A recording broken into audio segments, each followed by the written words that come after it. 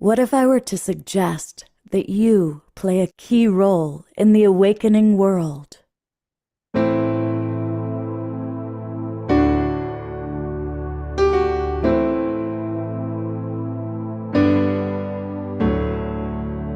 that you are watching this because you have heard the call.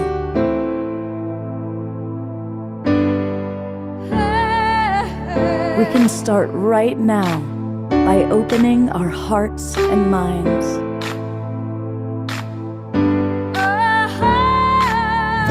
Welcome to the awakening world.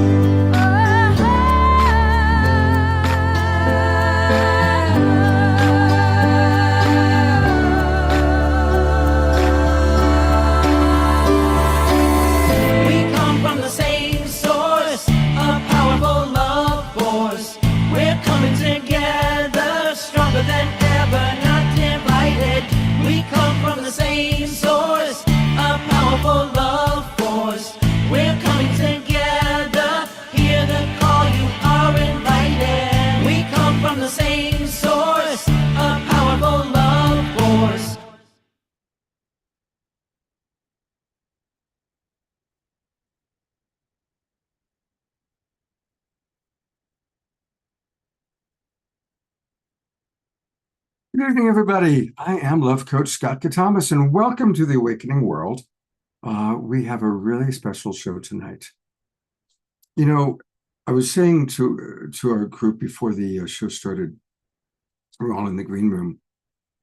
We've done about 600 of these shows, and we've had a wide variety of authors and presenters and lecturers and teachers, and one of the most significant overall overreaching themes is that as we enter an awakening world, as we enter the new paradigm, it's all about the rise of the divine feminine. I'm a white man, so I can say this. We've done a terrible job. White men have been in charge for the last several thousand years, and look at what the position of our world is. It's not very good. Time to give it to the women. Time to give it to the divine feminine.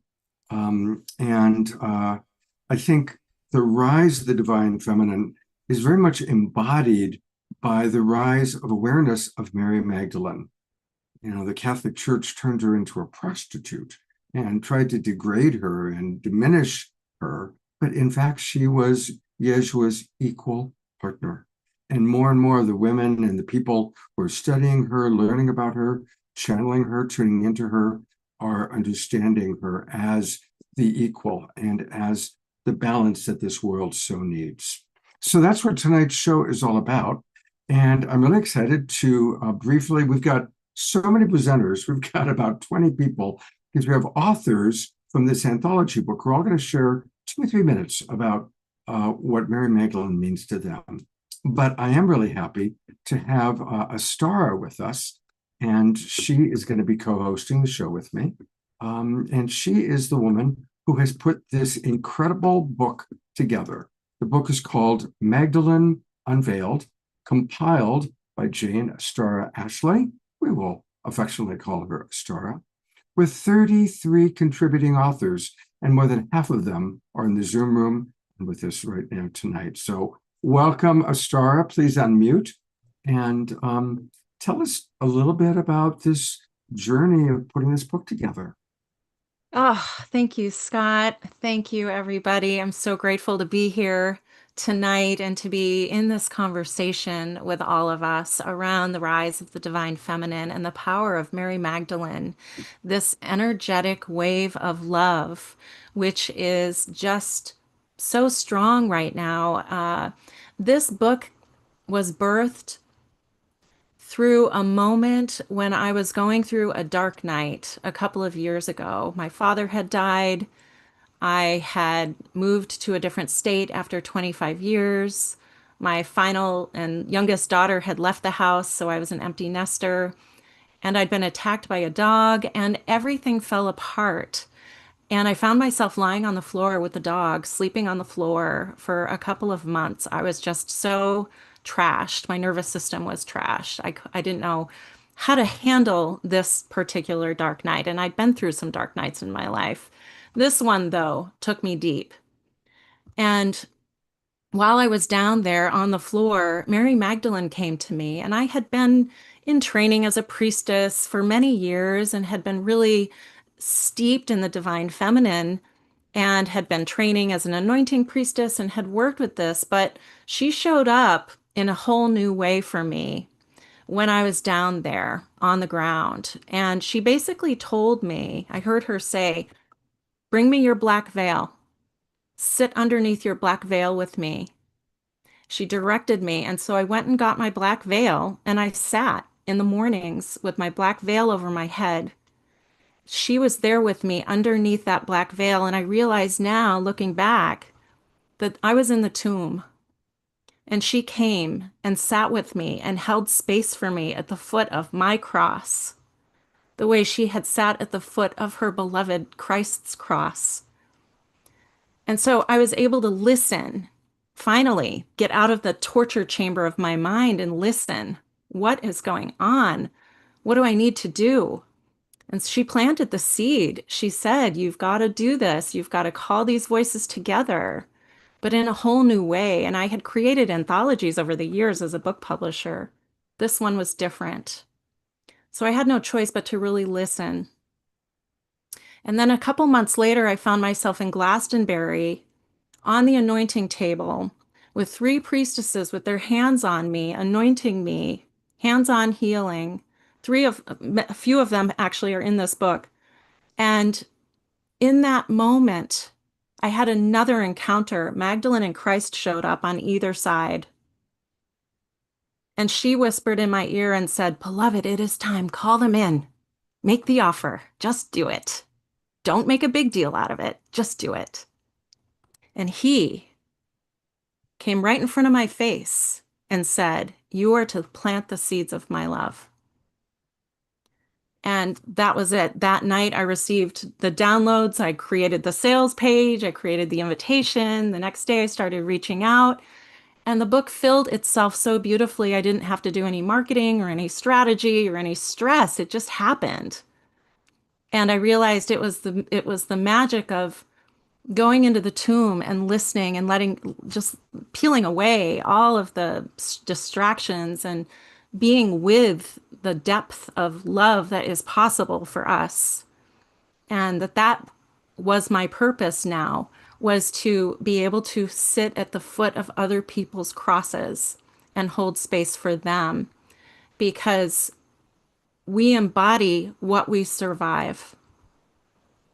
And so that was the intention here. And so it's just been this beautiful, joyful journey to link arms with these beautiful beings and to weave our stories together of our own healing and our own dark nights and our own grief and our own evolution, and how Magdalene played a role in that. Beautiful. Well, it's a perfect example. And for all of our presenters, what you just saw is the perfect modeling of how to tell your story in a nice, tight, beautiful amount of time. Thank you much, Astara. And we're going to be hearing from Astara. She's going to be co-hosting. And I'm going to read, Astara, some of the comments that have come in from our chat box. Eleanor Joy, coming to us from Vancouver Island, writes, "My heart sings with gratitude for this beautiful tribe, and I'm appreciating what you're saying, Astara." Carol Craig is one of our regulars, and she writes, "The unity consciousness of our tribe is soul saving." Beautiful. And there's a few more. I want to acknowledge it is Dr. Laura's birthday.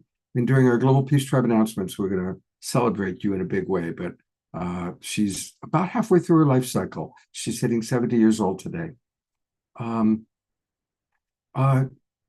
I love what this one, Pam from Reno, writes.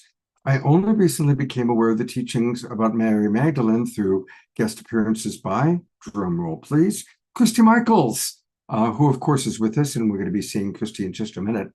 And many of the other guests on tonight's show, and Pam has already ordered the book. So thank you, Pam. You are modeling what we want everyone to do. We want to order the book, and we're going to put in the chat box the link to order it. And we'll also take you to the Amazon page. Just a couple more comments. Erica writes, I have felt the divine love energy of Mary Magdalene at different times in my life when I needed healing.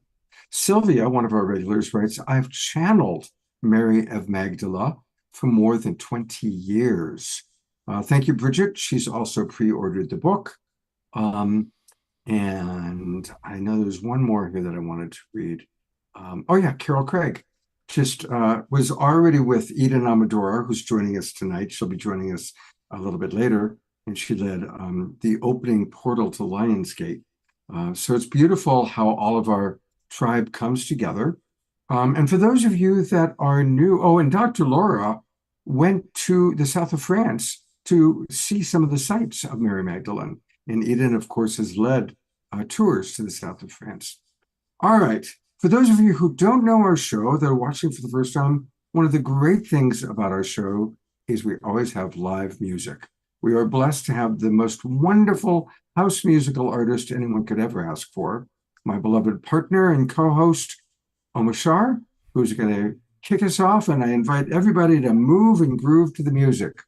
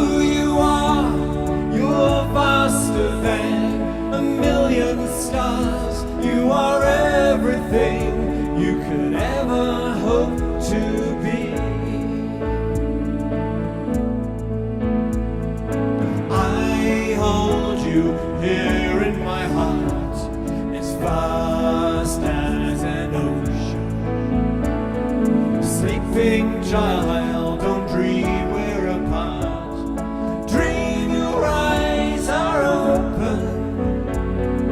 Open your eyes. I hold you here in my heart, as vast as an ocean. Sleeping child, don't dream we're apart.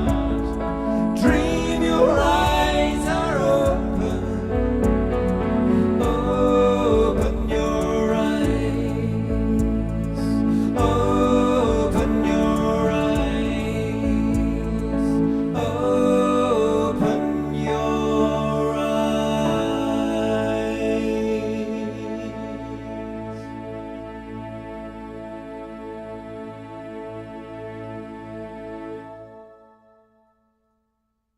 We are going to go to gallery view where we twinkle. We always send twinkles to Omashar and our presenters. And that is a beautiful song, Omashar. And one of the It things is, and the reason that I brought it in is because it's by a friend of mine called Kathy Zavada. I've spoken about her a long time, but she's carried the mother her whole lifetime and many, many lifetimes. And her music is so appropriate for tonight. And this is possibly my top favorite topic of all times. It's not even a topic, it's what's happening to all of us, male or female. Mother is home, mother is coming home. And I just invite anyone who's listening, let her in, because she does not take no for an answer. So thank you. I love you, Omashar. It was perfect. You know, and so many of Omashar's songs are kind of from divinity speaking to us, helping us to remember who we are. And I was just imagining that as the Divine Mother, if you wish, the embodiment of the Divine Mother's Mary Magdalene, offering those exact words to us. So it was beautiful, Omashar. Thank you. Well, in the beginning, there was Christy Michaels. All things Mary Magdalene as it relates to the Global Peace Tribe does and do begin with Christy. And so, of course, she's a big part of tonight's show. And welcome, Christy. You know, if you could share a little bit about your enthusiasm for this book, and then I know you have a very special introduction to make. Watch me go on fire, watch me burn up with love and with compassion and with revelation and vision. This has been the most powerful and meaningful journey of my life. And I have to bring on Elizabeth Kelly to join me side by side, because it was Elizabeth who had an apparition of Mary Magdalene appear to her. She'll tell you the date of it. I think it was the end of the 90s. And she told Elizabeth that she was going to be rising, and would she say yes to aging her message? And what is her message? Her message is we are equal, the equality. And so Elizabeth started to share, and I just exploded. Something in me was touched at a level like nothing ever had touched me. And I knew I had to go by Elizabeth's side. I had to find out about this experience. And I just have to honor Elizabeth. Now, Elizabeth is created, she is the priestess Elizabeth Kelly of the Holy Order of Mary Magdalene. And she created the Lyceum of the Holy Sophia. And when you read my story in the book, you're going to see that I was actually presented to a congregation of about 300 people when I was 6 months old in the Temple of Solomon. And the legend goes that Holy Sophia was married to the king of Solomon, and that she had told him, you have to build the temple.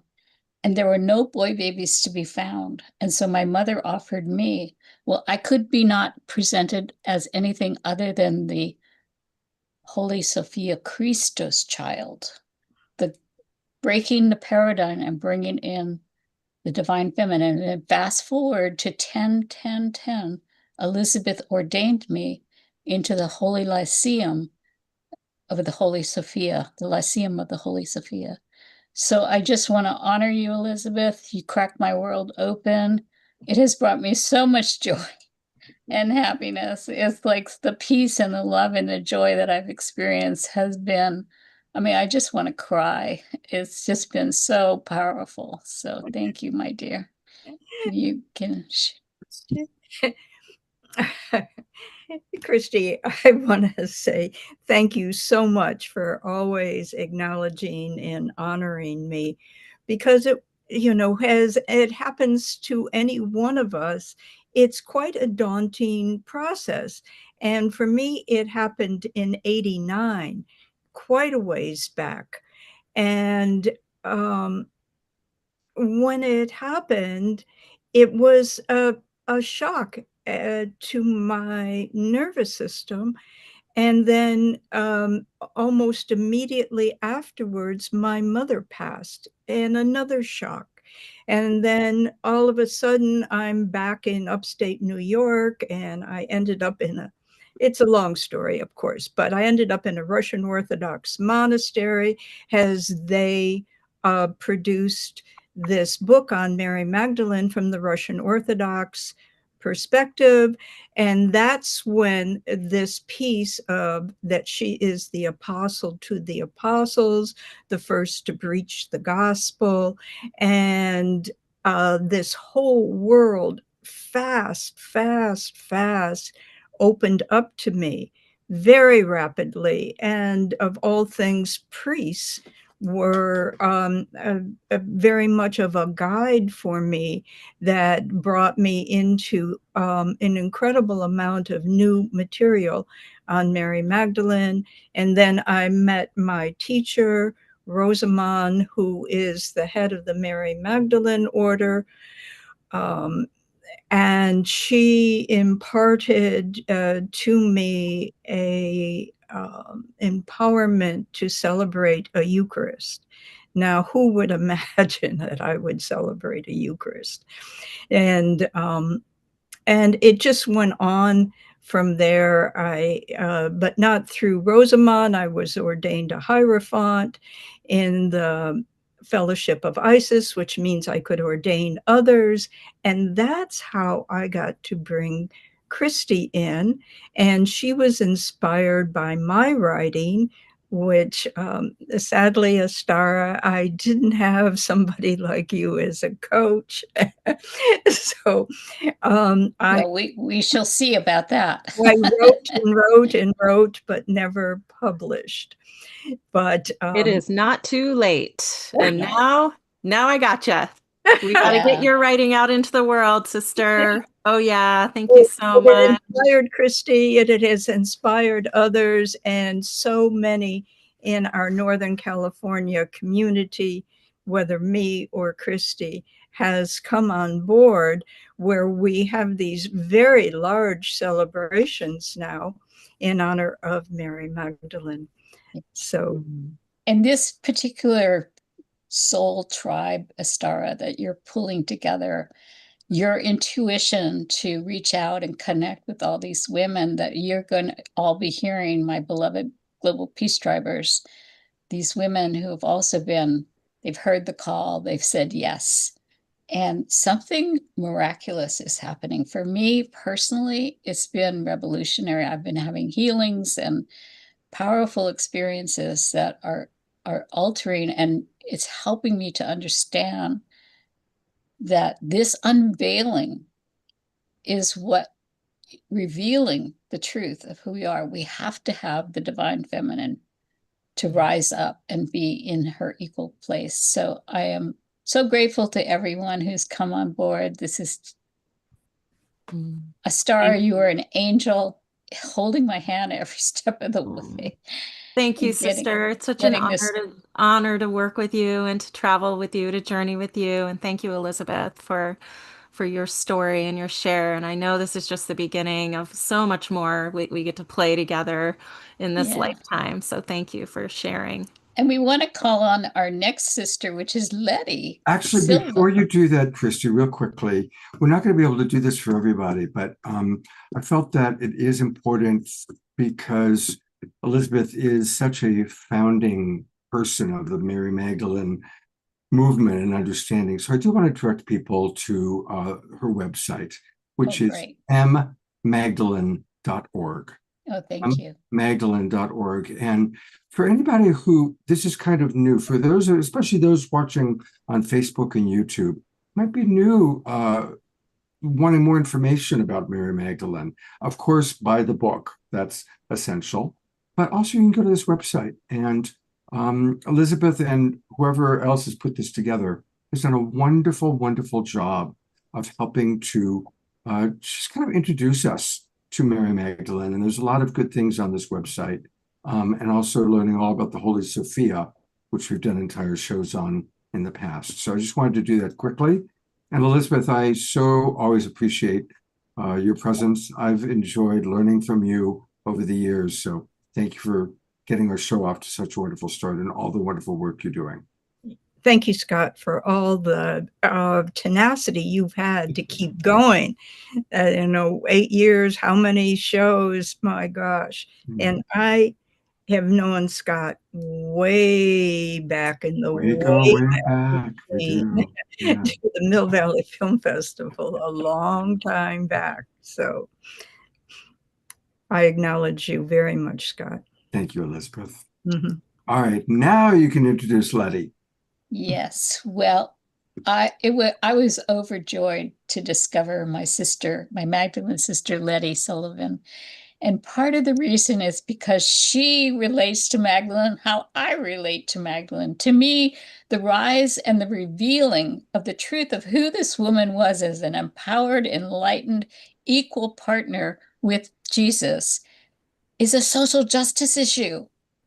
And Letty has been working on doing intergenerational trauma healing, using the energies of Mary Magdalene to restore her connections to love in her family lineage so that she can be the matriarch that Magdalene was for all of us, the mother of all mysteries, the mother. And that's why it's so fitting that we have the Black Madonna on the book cover. Some people wonder, why do we have a Black Madonna on the book cover? It's because it begins with the Dark Mother. The Dark Mother was here way before the Christianity came on the scene. And so, Letty, I just so honor you. I celebrate your work and your dedication, and the healing that you're doing is phenomenal. So thank you, dear. Thank you so much, Christy. Thank you. Oh my gosh. I kind of wasn't expecting that. But I'm grateful to be here tonight. I'm grateful to be part of this anthology because when I was introduced to Mary Magdalene, she was not really considered a main player. I grew up in a very conservative Christian household that was led by my mother. And my mother was an evangelist. She was a spiritual leader and teacher in a thought system that said that women were supposed to be meek and submissive and just be of service to everyone, completely self-sacrificing.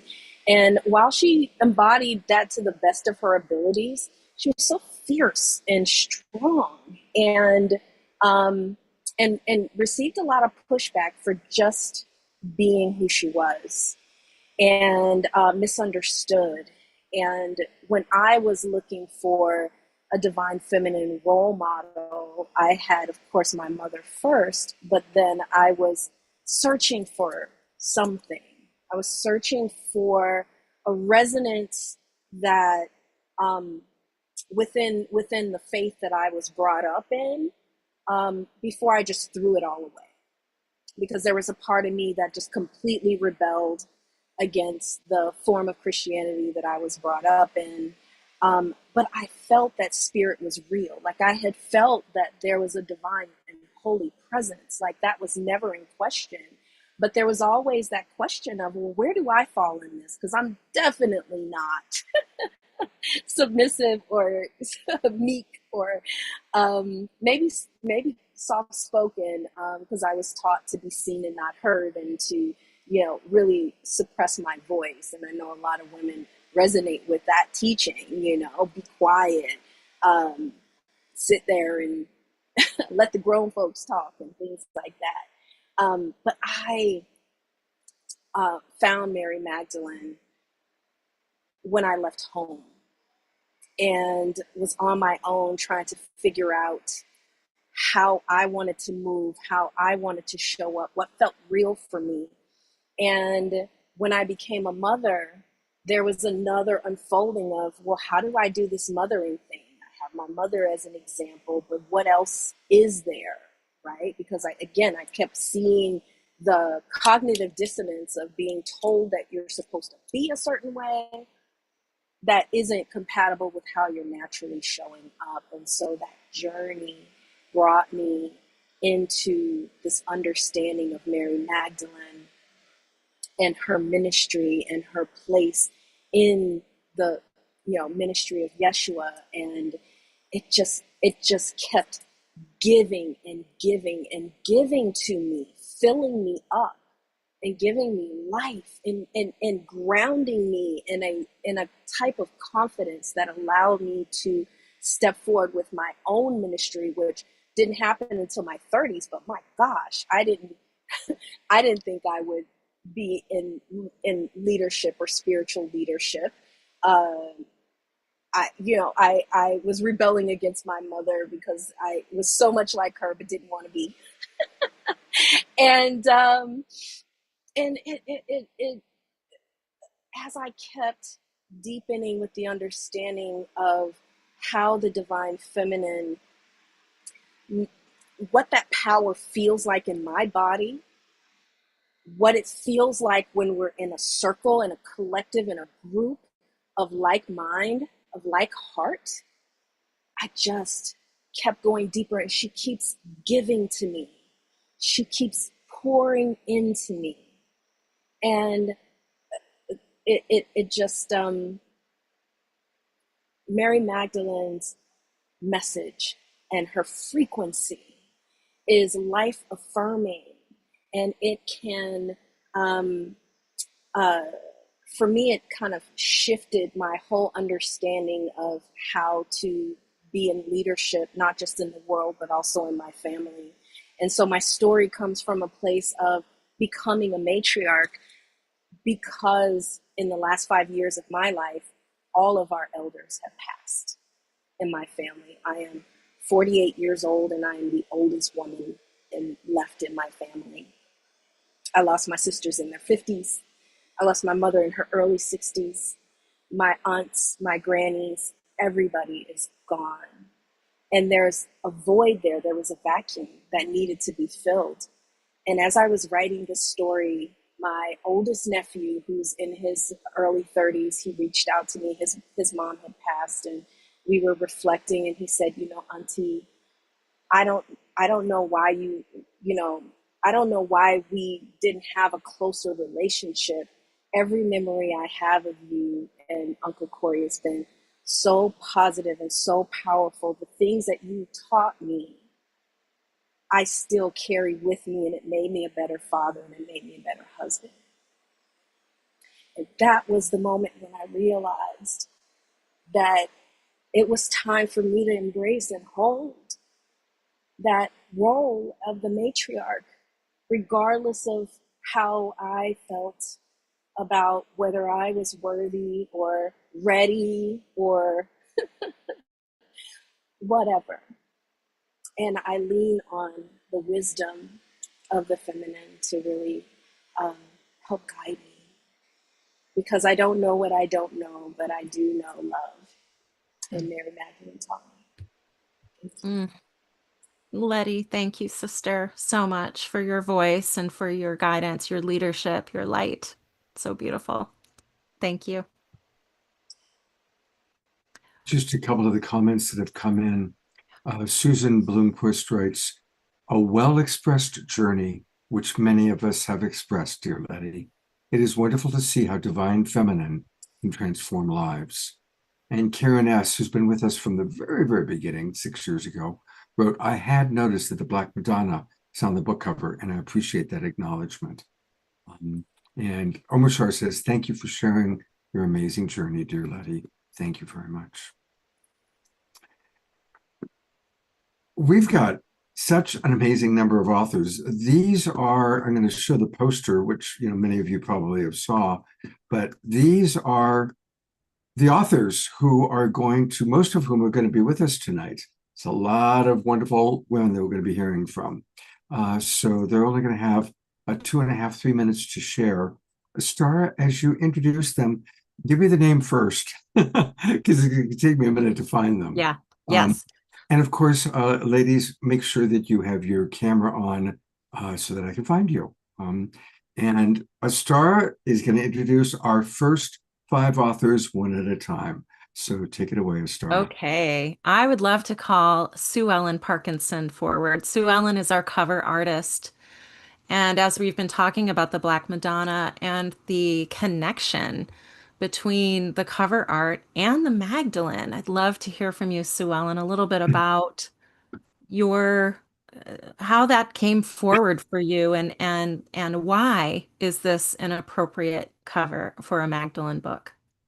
hmm Well, I started painting Mary Magdalene maybe about 10 years ago, and the experience has literally changed my life because, and I wasn't expecting it. I was just started painting her because I thought she was the perfect iconic representation of all these women in the world who'd been, powerful women who'd contributed a lot, who'd been somehow maligned or erased from history. So I wanted just to honor her in that way.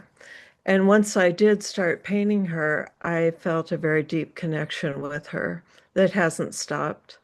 And she's become kind of a compass, the way she teaches her energy of just no hierarchy, no separation, just love and affirmation and encouragement to be oneself. And in terms of this particular cover, I think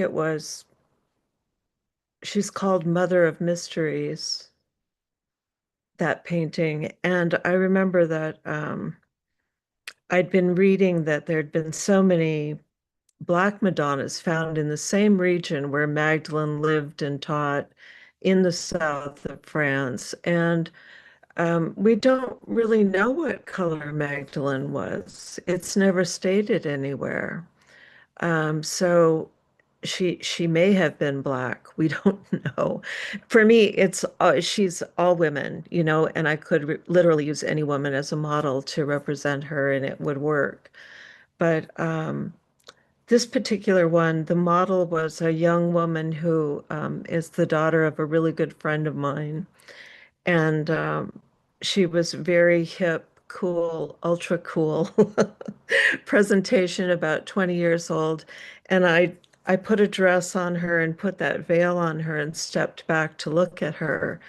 And I could barely get my breath. She was so beautiful. And I thought that's it. This is the sacred feminine right there, right? It's right beneath the skin, right there in all of us. But you just have to frame it in a certain way and take the time to look to see it. So it was a moving experience for me to paint that. And I don't know if I should go on and on or what. You're short on time, Astara. Is that enough? That's beautiful. Thank you so much, Sue Ellen, for your contribution. And the thing that struck me about that painting too was the veil, and this symbolism of unveiling of the truth and bringing that forward. So that was another piece too that really struck me. And I know you mentioned there's some symbolism there with the acorns, that that the oak tree is part of Magdalene's symbology. Well, she's actually these Black Madonnas that have been found there in the south of France have often been found near or even in oak trees. Mm, mm, So, and sometimes they'll have acorns carved into the statues, and it's so there's mhm. some kind of connection there. Yeah. Beautiful. Thank you so much, Sue Ellen. Mhm. Beautiful. Um, who's our next wonderful presenter? Sandra Corcoran. Mm. Yeah. Hi, Sandy. Hi, Astara. Thank you for having me. And thank the group of sisters who came together to birth this amazing anthology. I'll be very brief. Like many of the other sisters on this panel, my first introduction was to the Black Madonna. Back in '83, when my first child, my first daughter, passed away, and Native American women started coming and saying that I had promised I would work with them. I was an ex-Catholic blonde woman from the suburbs, and that just didn't make any sense to me, and I kind of fought it for a while. My first teacher was she who makes the Song of the Earth, and she brought me back, I would say, from the grief. It took about 4 years, even though I can still go to that moment and cry. But she really helped me go through the dissension to come back. And at that point, she initiated me into the Sisters of the Violet Flame, which comes out of Egypt through France. I didn't know anything other than what I'd heard as a kid about Mary Magdalene, and none of that was positive.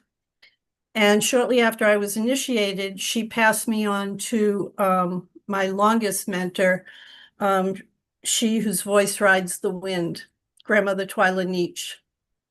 And so here I'm being taught by these very dark-skinned people about the most beautiful form of holiness and sacredness than I was ever taught personally through my lineage, through my family in the Catholic Church. From that, the seeds started to be planted, and she taught me a lot about the stars and the Pleiades and how the feminine energies, everybody from Mary Magdalene to Mother Mary to Isis to Hathor, had come down through those lineages. And she taught me for 14 years and then said, it's time that you go out now and teach in Europe, in the south of France, and in Egypt. And I was like, whoa, that's not on my agenda. I don't know how to do that. I don't know where to start. And she said, just pray. And when I prayed, Mary Magdalene came forward and said, I will help you with the words. I will help you with the teaching. And I got a lot of pushback from family and friends and those in corporate worlds where I had been. But I stepped aside and just trusted. And from there, my life has been enriched over the last 30 years like it never could have been if I hadn't taken that path. So I owe it to my first daughter to step on that path. And in the process of many rituals, I was able to have a second child, and she keeps my feet to the path. And so I thank Astara for inviting me into this process. Oh, thank you so much, sister. I know everybody, when you read this book, your heart is going to crack even more than it is now for listening to Sandy. Thank you, sister. Thank you. I'd love to call Dionysia forward. Oh, We're looking Oh, for. hello. There you are. oh, thank Hello, you. love. Hi, love. Thank you so much for having me and calling me in and for answering the call, heeding the call, and inviting us into the call. Um, I too, as many of my beloved Magdalene sisters, truly came to the Magdalene when I was in the darkest night of my soul. She had been appearing to me in various ways throughout my life, but I didn't have the words or the name or the image to associate with her just yet. As a child, a very precocious child, I always wanted answers. I always had lots of questions, more questions than answers that I ever received. I was raised in the Greek Orthodox tradition, which is quite strict, quite rigid, quite by the books. And I remember oftentimes we would go to church maybe once or twice a year. My father was the florist that would put the flowers on the cross every year for Easter celebrations. And I used to always tug on my mother's dress or ask my father, where are the women? There were no women anywhere in any of the iconography on the stained glass windows. And what really bothered me more than anything else was that the girls were never allowed beyond the pews, where the little boys were always with the priest doing all of the altar boy stuff. And I felt so left out. And I was so curious about the Bible and about these mystical traditions, especially, the Greek Orthodox Church is just rife with incense and ancient wisdom. And I was always curious about it, but I never received an answer that quite satiated my precocious little brain. And I had had many apparitions and visions, some of which were on the verge of inappropriate, of Jesus from very early on, mostly my preteen years. And I was never able to talk about any of that with anyone, so I kept them to myself. And I didn't truly understand that the lack of the female gaze in the Greek Orthodox Church, and then also my connection to Yeshua, Jesus Christ, I just didn't have anything to kind of tie that together, anything to weave it together until I went into my holiest of holiest dark night after a medical procedure, and I won't go into the details there. And I was brought to my knees, absolutely brought to my knees. And all I wanted to do was leave this cherished body that I had had such a deep reverence and respect and admiration for. As a dancer, as a mover, as a lover of life, I just wanted my life to end. This was brutal, physical, emotional, mental, psychological pain that I've never experienced before. And the only thing that kept me going was this deep knowing that there was something on the other end of this dark tunnel. And the Magdalene came through to me.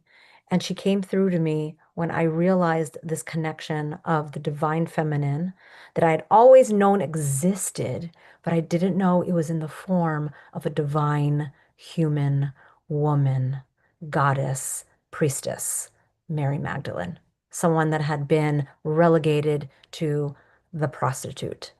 And when it appeared, when it all came together, that she was a human and that she was divine, I finally felt like my search for um, the spiritual path that I had already been on for 20 years after my father passed away, which was the beginning of my seeking for what is the point of it all. Finally, after having the Christian Greek Orthodox dogmatic church at arm's length away, I had homecoming. And I came back to the teachings of Yeshua, of Jesus, and Mary Magdalene. And because of these teachings having come into my life, and I'll wrap it up right now, I am still here. I will forever be grateful to Mary Magdalene that I am alive, Mm. that I get to pass on her teachings in this somatic, beautiful way. Thank Mm. you so much, sister. So beautiful. So much depth. Thank What you. a beautiful, beautiful story. I'm also half Greek, so Ah! my Greek Yes, sister. And I am going to read a couple of the comments.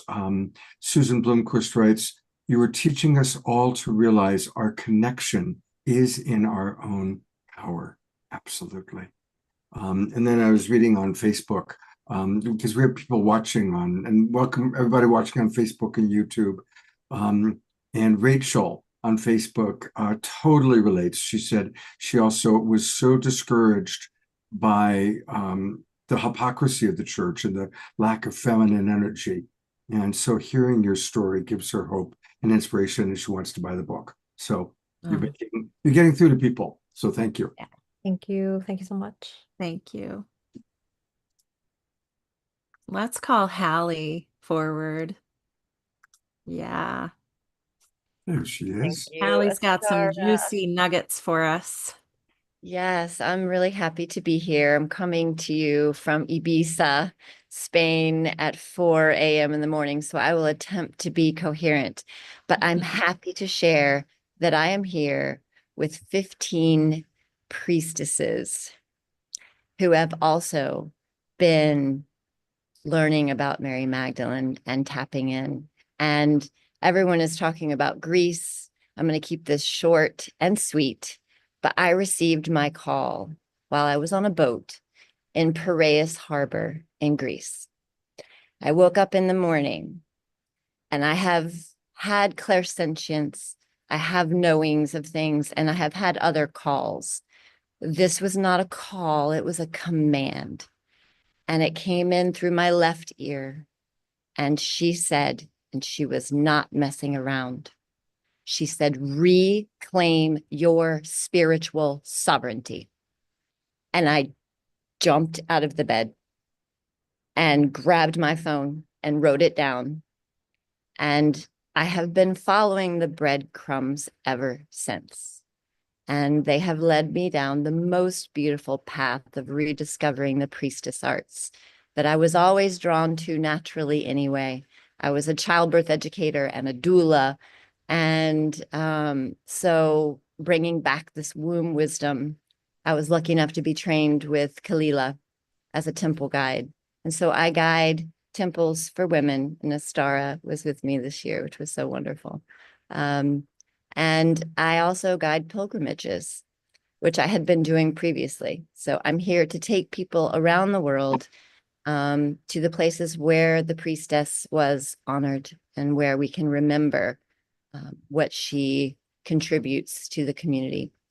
Happy to report that yesterday on Mary Magdalene's feast day, I went to a very ancient cave here in Ibiza, and there were hordes of people, women coming, men coming, so much singing, so much chanting, so much celebration and remembrance. So it is happening, and I'm so happy to be just a small part of it and to have answered the call. Thank you. Thank you, Hallie. And oh gosh, Hallie's story goes even deeper in the book. So yeah, I can't wait to hear what people say about that, about your story, Hallie. Thank you. Thank you.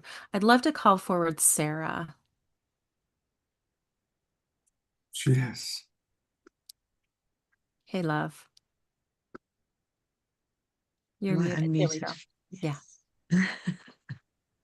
Thank you so much for inviting me into this international Magdalene celebration yet again. Wow, it continues. I really feel, though I come from such a tiny little place in the world, or so it felt for so many generations of my life growing up. Sorry, it looks like I'm unmuted. No, No, you're good. that's right. We You're hear good. you. We Yep. hear Good, you. good.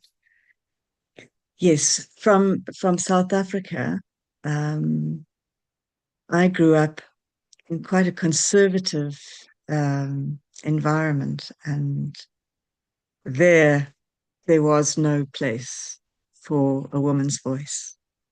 And like you all, I sought something deeper, and I searched quietly through my art. I'm an artist.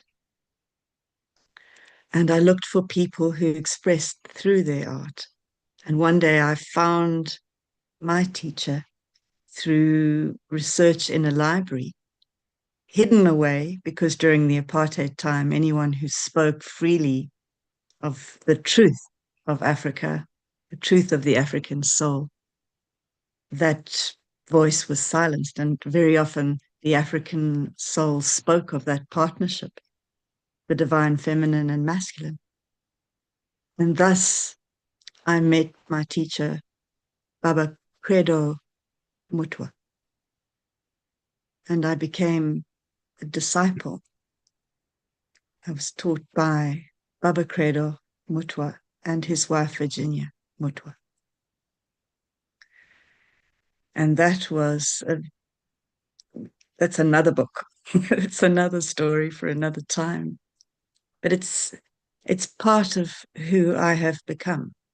This love and this friendship and this deepening into understanding the truth of Africa.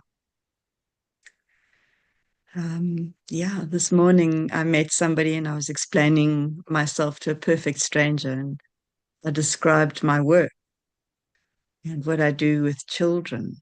The name of my work, Ubu Mama, which in essence means motherhood.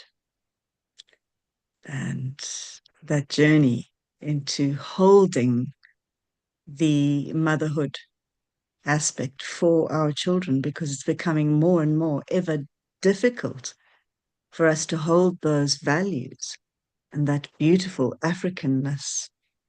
So I support the mothers and support educators and support children in that growth. Just recently, I found a fun way to express Ubu Mama, because a lot of people don't get their Western minds around the word Ubu Mama. So I was able to reach in and take that word and bring it into its parts for us all. You be you, Mama. Because the truth of being Africa, being in Africa and being African is about your essence shining forth as you. Yes.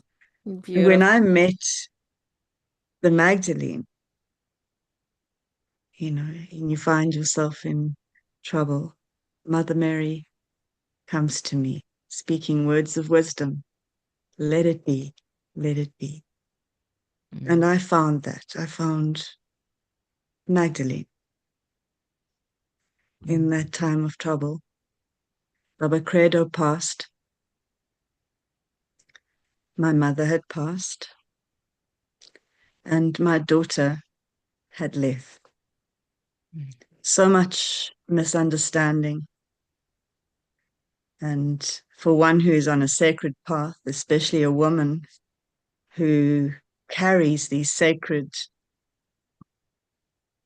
purposes, as someone who reaches into education and extracts that which children really need, it was a difficult path for me. And when I fell to my knees and Mother Mary came to me, Magdalene touched my heart. And she said,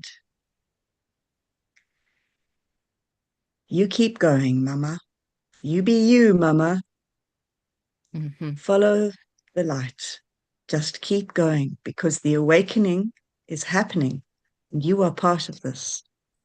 Yeah. And as you awaken and as we touch people and awaken those souls around us, your daughter will be with you. You be you, Mama. Thank you so much, sister, for your beautiful share and really calling Thank you forward from this Africa. aspect of mother through the Magdalene in your writing. And so I'm really looking forward to hearing what people think about your chapter. Thank you. With love. Yes. Always. Isn't Yeah. it interesting how there's like this commonality of so many of these wonderful women whose stories we're hearing are, it's when they hit that really hard part. And that Mary Magdalene, the Divine Mother, the Divine Feminine coming through her or through to them, always is like lighting the way to the truth, lighting the way to each woman's soul purpose. And it's really beautiful. I do want to share two things, and then we're going to go to an Omashar song and then come back to authors.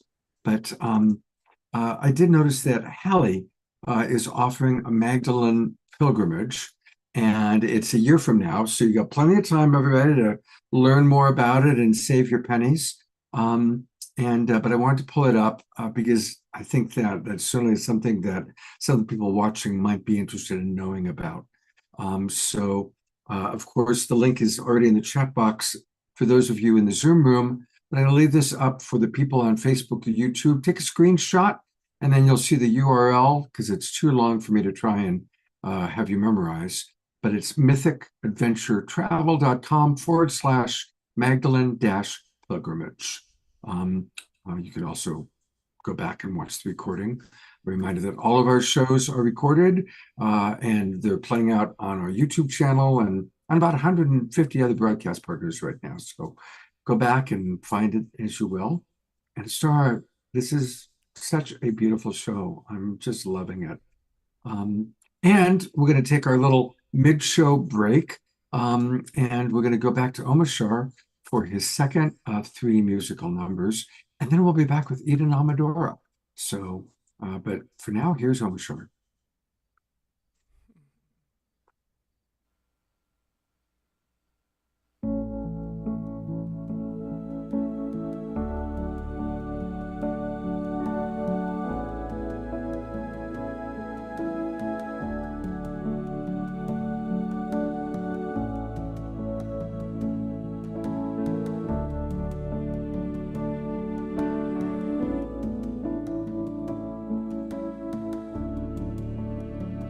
It's by thy grace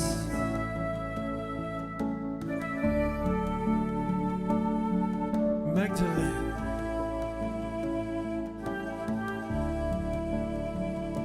It's by your grace.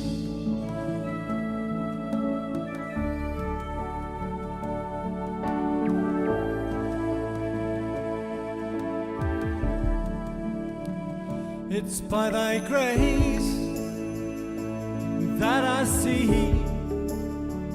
It's by thy grace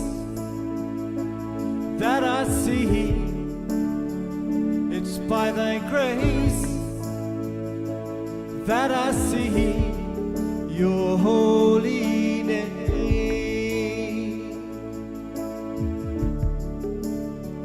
It's by thy grace that I feel. It's by thy grace that I feel.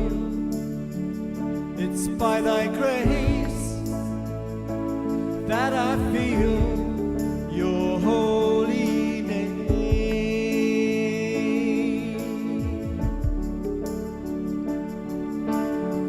Someday the day shall come when all the glory shall be thine. People will say it is yours, and I shall deny, not mine.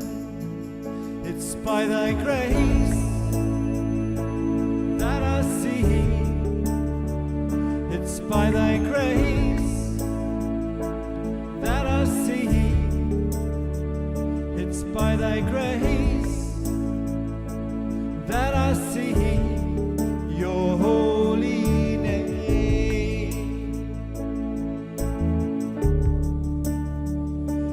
by thy grace that I feel. It's by thy grace that I feel. It's by thy grace that I feel your holy name.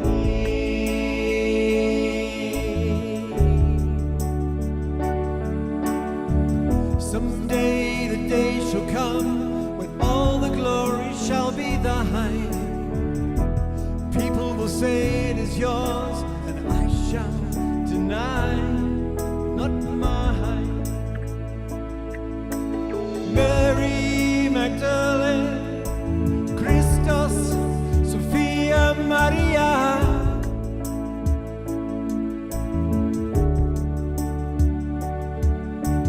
Mary Magdalene, Christos, Sophia Maria.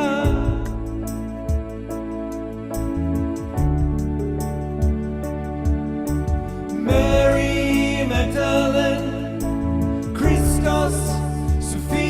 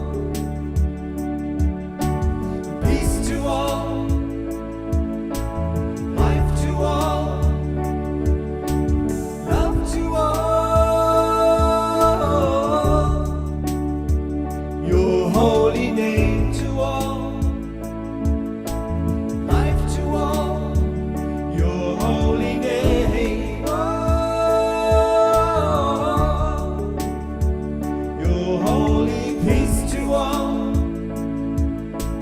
life to all, love to all.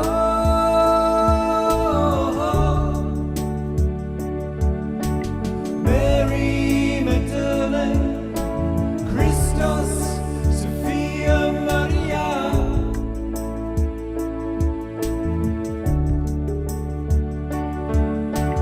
Mary Magdalene, Christos, Sophia Maria.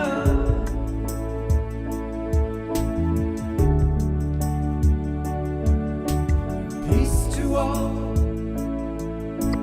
life to all, love to all.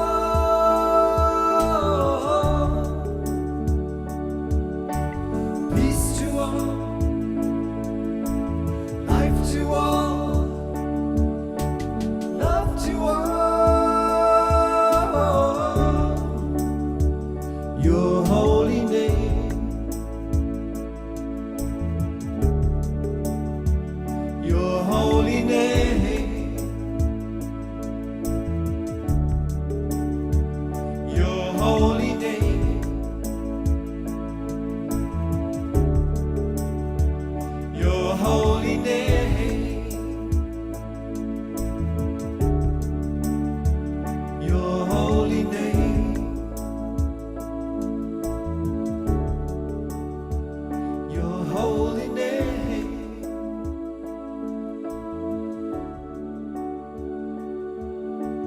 Peace to all,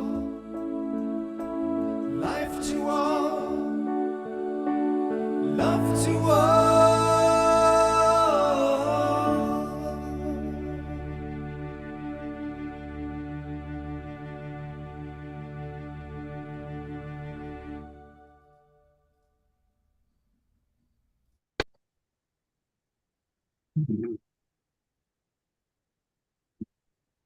Absolutely perfect. Perfect choice of song. Perfect, perfect, perfect. Thank you. For those of you who are new to Omar Shar, by the way, you can find his music at Bandcamp. So if you go to omarshar.bandcamp.com, that's where you can find the wonderful albums that he's created. And as you probably can tell, even just from the 2 songs he's done tonight, he's quite a master. So thank you so much, Omar Shar. Thank you.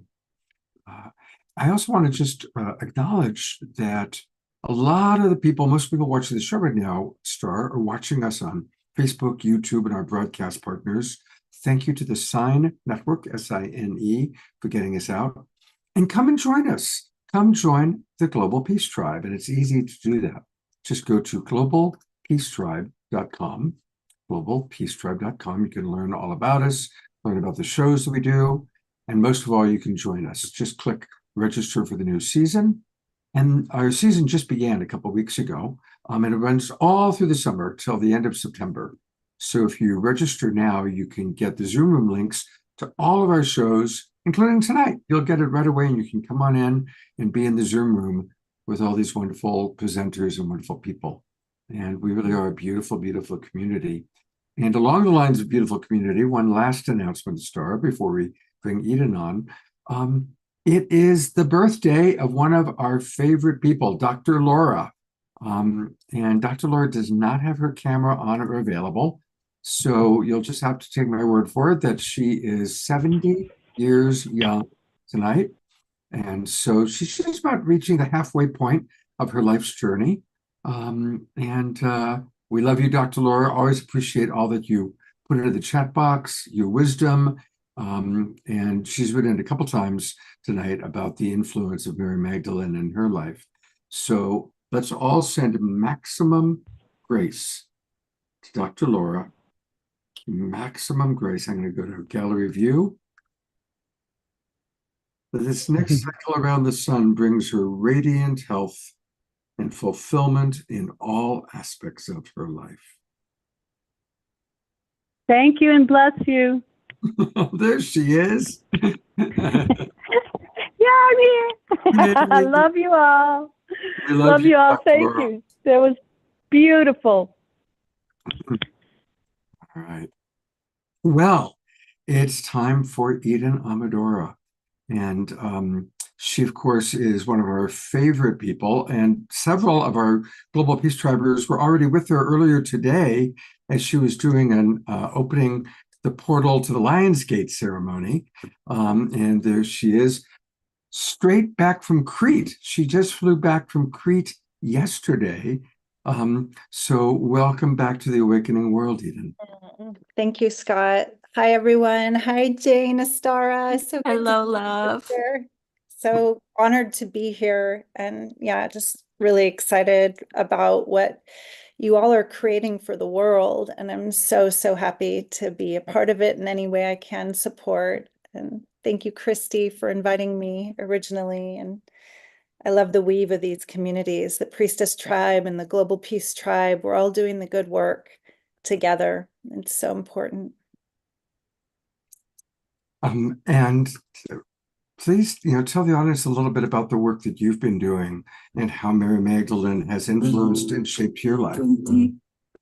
So, well, I'm part of a ever-growing, beautiful 13 moon mystery school and priestess community that Astara is part of as well. And many beings here. I can see Diane and all these sisters are here. It's beautiful. So I have been on the priestess path for 17 years, trained and ordained, and now focalizing. And even before I found Ariel Spilsbury, our fairy goddess mother, and Elaine Kalila, who was my very first entry into the heart of unconditional love and remembrance, I was on a path of seeking and soul remembrance and had been following a breadcrumb trail for many, many years, first through the yogic branch of my spiritual path and the shamanic. And then I was in the heart of the glamour world. I'd just gotten a record contract and I was still meditating and praying and really in communion with the divine very, very frequently. It was coming through the music. And I remember traveling from Italy back to America at the height of this kind of record deal moment in my life. And there was a long line for the money exchange counter when we were still changing our lira back to dollars back in the day. And there was a book leaning against the window, leaning against the glass. And I thought to myself as I got nearer and nearer, if that's in English and nobody claims it by the time I get up there, maybe it's meant for me. Maybe I'm meant to read that book on this long flight home to California from Milan. And sure enough, nobody claimed it. And I got up to the counter, I exchanged my money, and I look at the book and it simply says Mary on the cover. And granted, I'm in my 20s. This is a long time ago. And I bring this book on the plane and just devour it. And it is a channeled work. It is not the Magdalene manuscripts. It's an earlier book where I wish I remember the author at this point, where she channels the relationship, the beautiful spiritual tantric consort relationship between Yeshua and Mary Magdalene. And that at that time was just like unheard of. It was almost blasphemous. I wasn't raised religiously. And to me, it lit me on fire. As I was reading this book, I began to muse, wouldn't it be amazing to weave these concepts into my album? And so I wrote a song on that album called Mary. And it was really questioning, who am I? Who am I? Over 20 years ago, I began that inquiry. Who is this figure that was so diminished by the patriarchy? And as an artist, as a rock and roller, I was screaming, oh, Mary, which Mary? Marry me. Take me as your queen. Take me as that divine feminine embodiment. And finding the holy balance in myself at that time, I had named my album HOR, which was kind of maybe still wanting to get mom riled up. I don't know, but it was from a book that had a extra galactic sci-fi glossary, and it meant hyperdimensional radiating source. And isn't that what the divine feminine is? So it also was fun to play with that word, with the Mary question, where she was, just put in such a, like I said, a diminished light of her importance, her significance. And for me, she's been with me in my journey ever since that moment in time. And joining the Divine Feminine Mystery School really cracked me open to the greatest gnosis, which is the inner knowing that we are the temple. We are the body of the goddess. We are she. And as we exalt this historical figure, I can kind of hear her whispering in my own inner gnosis that it's time to take all figures of history and deities down from some kind of higher pedestal of worship and to come into union with the divine within, to recognize that we are that which we have been putting above for so long. And that for me is her primary message, that we are she, her eyes, her hands, her heart, her voice of love and the balm of mercy and healing that this world needs so, so badly at this time. She whispers to me that only love is real, only love is real, and all the division in the world right now need only be shifted with the awakening of the heart of humanity. Once the heart awakens, we see only love is real, unity. And that for me is the Magdalene and the Christos, Sophia Christos transmission, always, that only love is real. And when we awaken the heart, we recognize that deeply.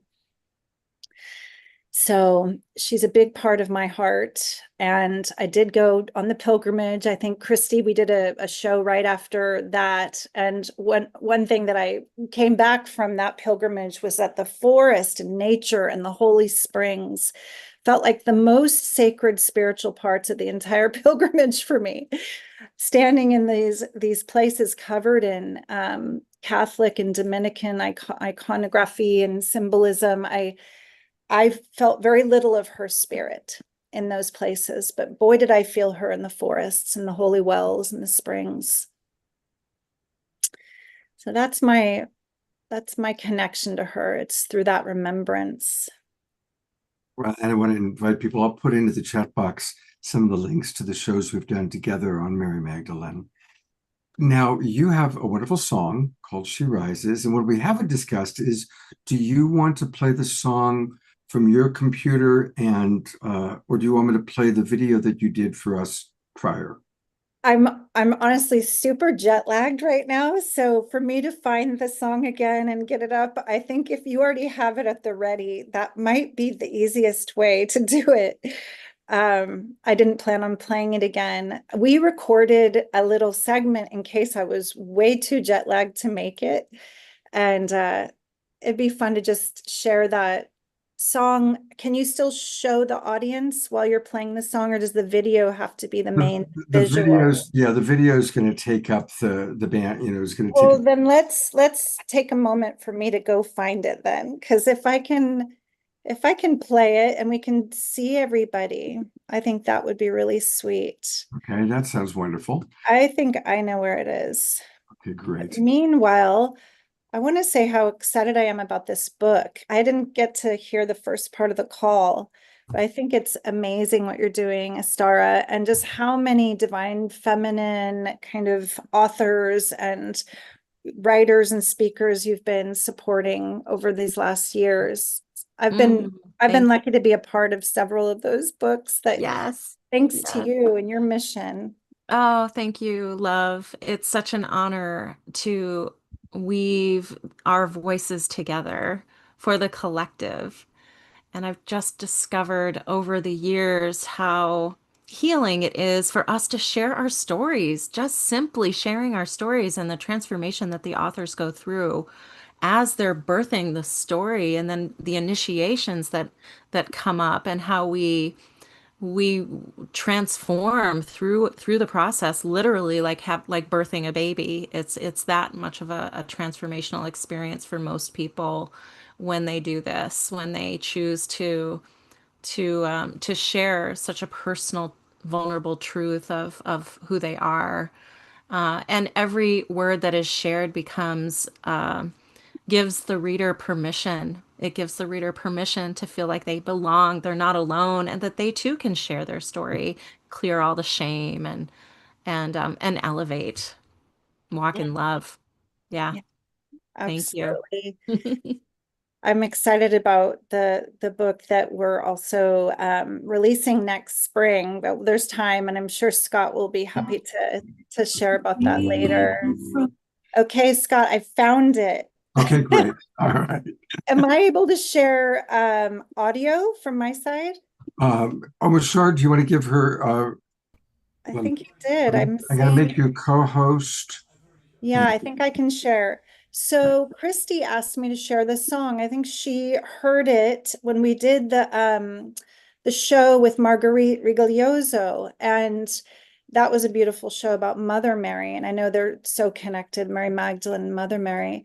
So I'm going to invite that as we listened as she rises, that we feel it as the Magdalene in us, as that embodiment of her love through the body as the temple. And I just want to invite you to listen and feel where this lives in you. Okay, let's see if this works. Hopefully it's loud enough. You hear it?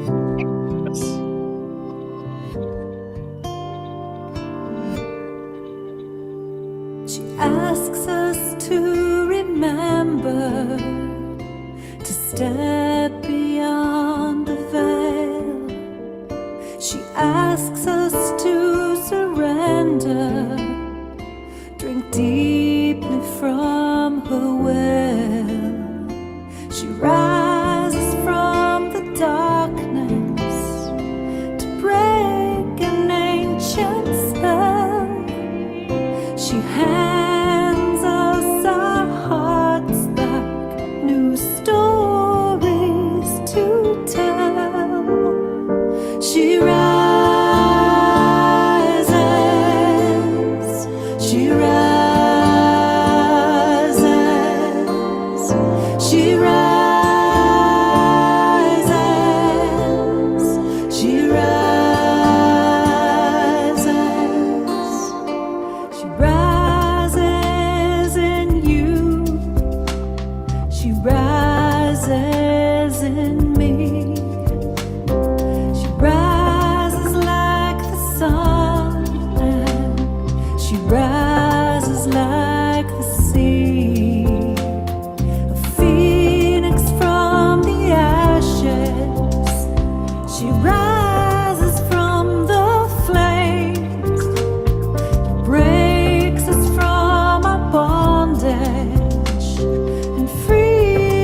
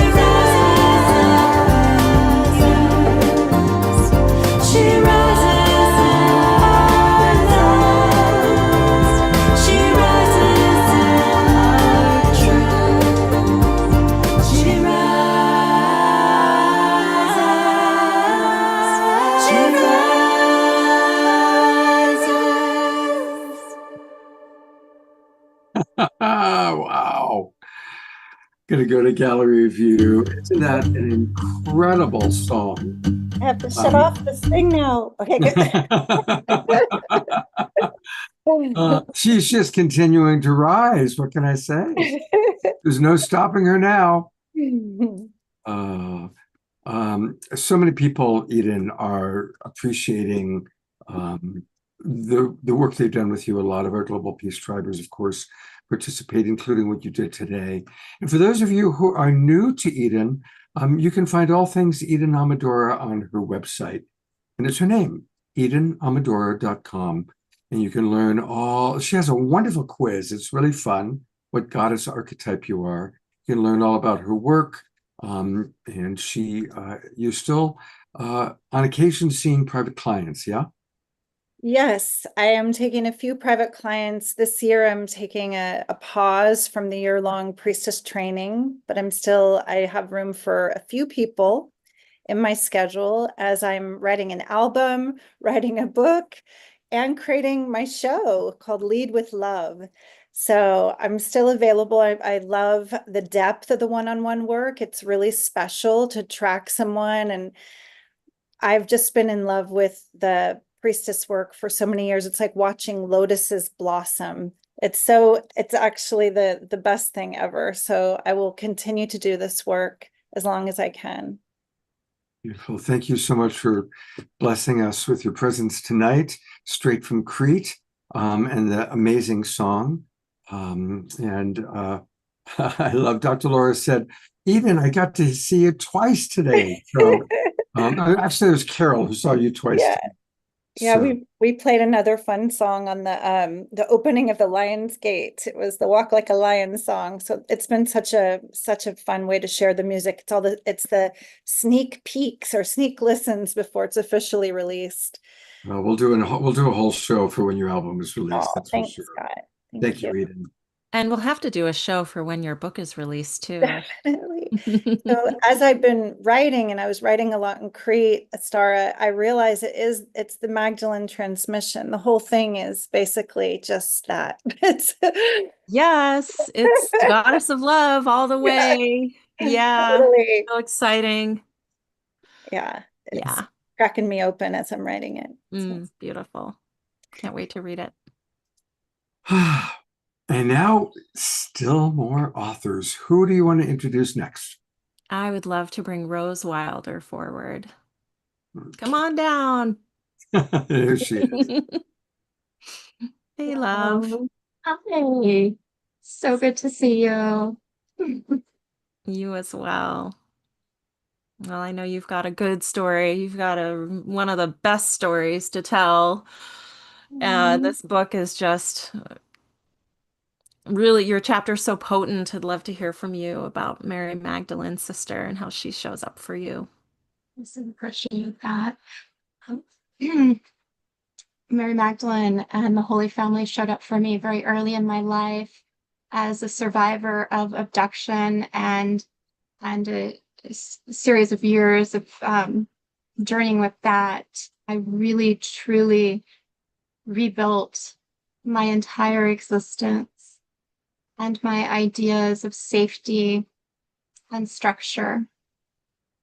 And what is so interesting is that, like many of you who've spoken tonight and my fellow authors, is that we found this beautiful, beautiful Mary Magdalene and Yeshua potentially in what might seem like our darkest hours. That's certainly true for me. And as I mentioned in the chapter, it is the crucible. It is what forged me. I would do it all over again because I truly met and came into relationship with Mary Magdalene, and Mary Magdalene showed me my way home. And she continues to support me in my journey as an entrepreneur, as a mother to 6 children. What I love most to do is to follow what she has taught me. I'd love to share a piece of that. I share some of it, of course, in the chapter. But what I'd love to share with you is something that might completely revolutionize how you think about business success for my fellow entrepreneurs, spiritual women who are growing their ministries. What if I told you that Mary Magdalene, yes, the Mary Magdalene we speak of tonight, the Mary Magdalene we know, the journey is with us, that Mary Magdalene held the secret to building a thriving, abundant life and a thriving, abundant business without the exhausting hustle, the constant grinding, or the soul crushing, crush your goals mentality that's burning out women everywhere. So, as you know, I'm Rose Wilder, and I'm the author of chapter 30, the final chapter, and I find that so fitting in Mary Magdalene Revealed. My chapter is called Magdalene Maverick, and I have spent years, actually decades, discovering what I call the Magdalene Maverick way. I am a maverick. I am a Mary Magdalene maverick, and you are. A revolutionary approach where your sensitivity becomes your superpower. Your natural rhythms become your business calendar, and your authentic truth becomes your most magnetic marketing strategy. And here's what gives me absolute yummy, juicy chills. I have watched hundreds of women that I've worked with transform their businesses, personal lives, their relationships by doing less, honoring their cycles wherever they're at in life, trusting divine timing, and serving from overflow instead of depletion. They're making more money, creating deeper impact, and actually enjoying their work and their lives again. What we work for, be present to that and enjoying it. It's revolutionary because here's the truth that the business bros don't want you to know. The most revolutionary thing that you can do in today's world isn't push harder, my love. Mary Magdalene taught me it's to trust your inner compass so completely that you become a walking invitation for others to remember their own magnificence. You are magnificent, my love. If you're exhausted by the hamster wheel of hustle culture, of social media, and you're ready to build success, the Magdalene way, where worth is unshakable, as Mary Magdalene knows. Think of her alabaster jar. I talk about this in the chapter. She knows her worth, and she knows the worth of what she has in her alabaster jar. It's worth a year's wages, and she doesn't discount it or apologize for it. The Mary Magdalene way is where your timing is divine and your presence is magnetic. Then, my beautiful beloved souls, this conversation is exactly where you need to be. You're in the right place at the right time.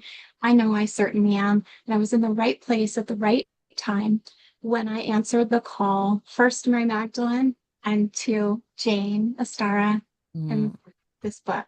I love you.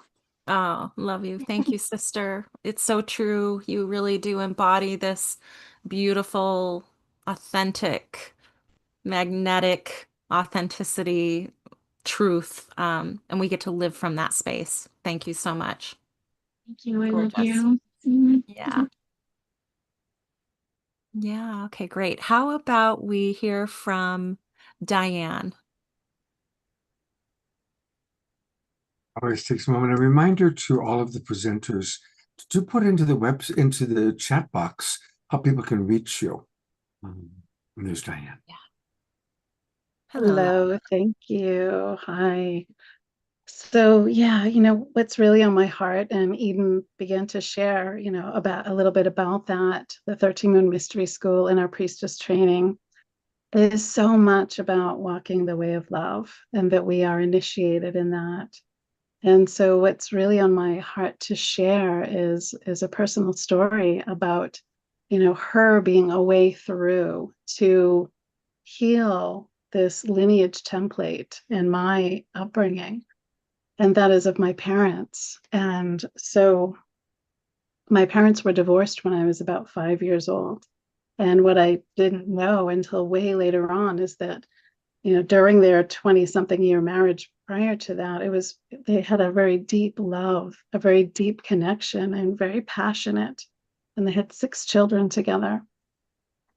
But after they were divorced and through, for the next 30 something years while my mother was still alive, my parents had a very bitter, ugly divorce. They could never be in the same town together.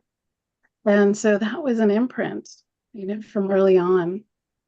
And it was a very strained relationship, and certainly for us children, and kind of to be put in the middle of it and really not having this understanding, this template of a healthy relationship and of love. And so there was a gift that I received, and that was when my mother was in hospice and my father had come to visit. And this was just a couple of days before she passed away, and she'd been very incoherent for days. And so my father came, and I thought, well, I don't know that he's going to get to really have any kind of connection with her. And I had to leave and pick up my children. And when I returned and I came into the room, and my dad was smiling, and I said, "Did you talk with her?" And he had this big smile, and he said, "Oh, yeah." And I said, "What did you say?" And at that moment, I was turning the corner in my mother's eyes, and the beautiful song, that you sang in the beginning. Oh, my mind just went blank on your day. I'm so sorry. Really sparked this for me. But my mother's eyes were so bright, and the tears were running down her face. And she had this big smile on her face, and she was so alert. And my dad just said, "I told her I loved her." And so it was such a gift in that moment that, what I thought all of my life was that they hated each other, actually.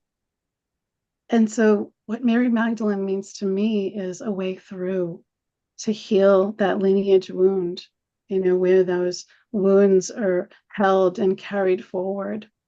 And so in this lineage, this initiation of what does it actually mean to walk the way of love, to hold the heart open, and to speak what needs to be spoken. And so I feel like she holds such medicine, certainly in my family and my lineage, and certainly for the world, for this kind of love to really be present.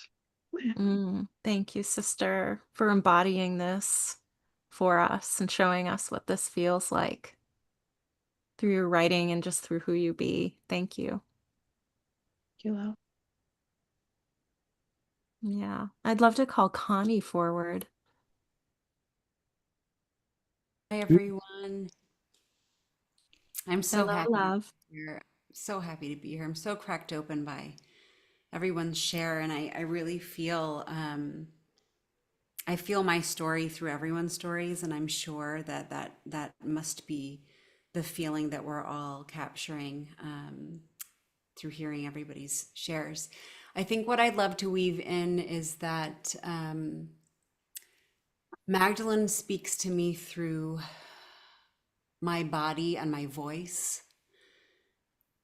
And I think I knew her. I can remember sitting in the pew, much like Dio shared about, where are all the women? I know, Astara, we talked about that, that I felt that in my body. And the only place for me as a young lady, child, really, I think I was 11, it was the choir. And it's the way I express love. And so, yeah, I found Magdalene through using my voice through song. And that led me. I also think Magdalene is the breadcrumb trail in my life. She led me to study music theater, which was never really on my radar, but that cracked me open. And following a career that I really thought would be my dream come true, through a lot of heartache. And, that path is just really difficult. And it took a toll on my voice physically and on my confidence. And so that thread really brought me to priestessing, which is, again, something I never expected to find myself doing, but she's helped me to find my voice again. in the healing work that I do, anointing in particular. I write about that in the chapter, how I found healing in my physical voice through energy healing and anointing. And so I get to bring my voice to my work and to my healing. And she's been there all along, reminding me of my medicine. Sing, sing, sing, even when I was too heartbroken to sing. You know, I get to sing to my children. I've done that, you know, as babies. I get to sing in weddings and funerals. I get to sing as a healing tool. So yeah, she sings to me, she speaks to me, and she is that voice that tells me to keep going, even when your medicine or your gift shapeshifts through your life. Yeah. Yeah. Thank you, beloved. Thank you for sharing your voice and showing us how to use ours in so many ways. Beautiful.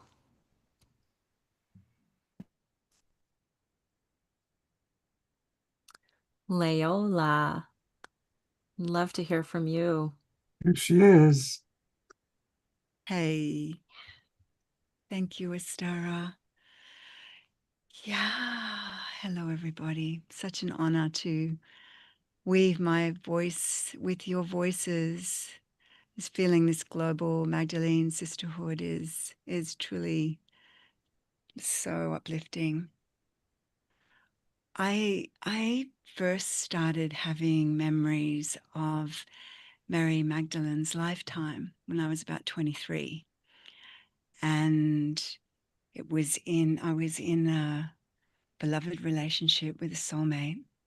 And through our intimacy, through our, you know, our journeys together, our shamanic journeys together and our travels, I started to remember like snippets of her lifetime.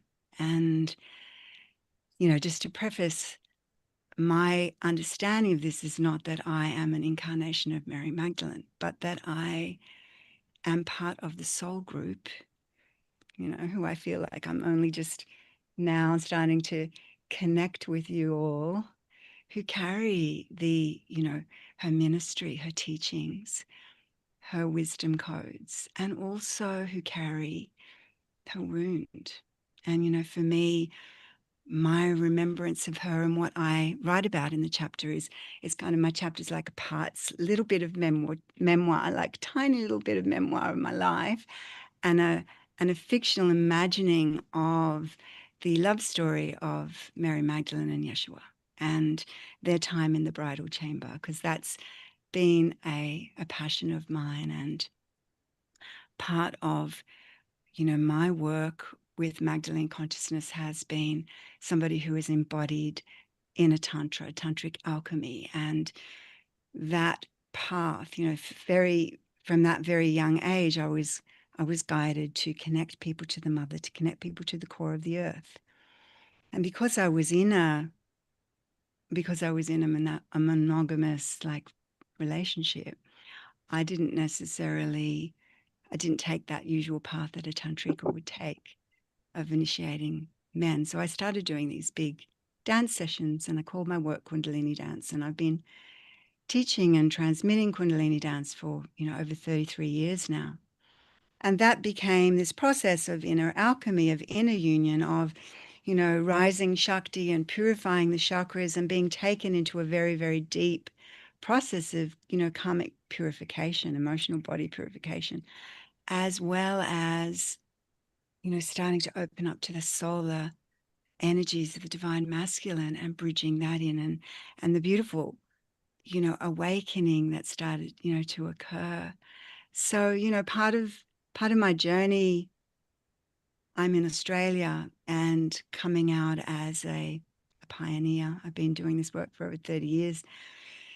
Coming out as a pioneer of this work in Australia, where it's a bit different to the culture you have in the States. And I've spent a lot of time, I did a lot of teaching. I did about a decade of teaching in North America and Canada. And there I would be uplifted, where I could really feel everybody rising each other up. And here we have what we call the tall poppy syndrome, which is definitely, it's about don't shine, definitely don't stand out, fit in, and I never was very good at that.